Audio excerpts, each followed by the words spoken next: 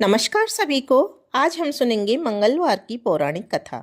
एक समय की बात है, एक ब्राह्मण दंपति के कोई संतान नहीं थी, जिस कारण वह बेहद दुखी थे। एक समय ब्राह्मण वन में हनुमान जी की पूजा के लिए गया।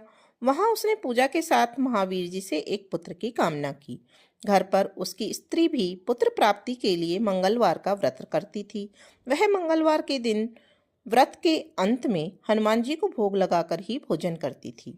एक बार व्रत के दिन ब्राह्मणी ना भोजन बना पाई और ना ही हनुमान जी को भोग लगा सकी। उसने प्रण किया कि वह अगले मंगलवार को हनुमान जी का भोग लगाकर ही भोजन करेगी। वह भूखी प्यासी 6 दिन तक पड़ी रही। मंगलवार के दिन वह बेहोश हो गई। हनुमान जी उसकी निष्ठा और लगन को देखकर बहुत प्रसन्न हुए। उन्होंने आशीर्वाद आशीर्वाद स्वरूप ब्राह्मणी को एक पुत्र दिया और कहा कि यह तुम्हारी बहुत सेवा करेगा।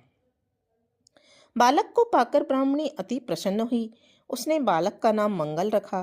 कुछ समय उपरांत जब ब्राह्मण घर आया तो बालक को देखकर पूछा कि वह कौन है। तो पत्नी बोली कि वह मंगलवार के व्रत से प्रसन्न होकर हनुमान जी ने उसे यह बालक दिया है।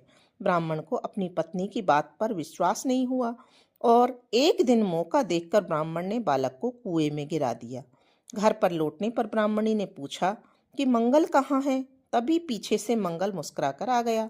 उसे वापस देखकर ब्राह्मण आश्चर्यचकित रह गया। रात को हनुमान जी ने उसे सपने में दर्शन दिए और बताया कि यह पुत्र उन्होंने ही उसे दिया है। ब्राह्मण सत्य जानकर बहुत खुश हुआ।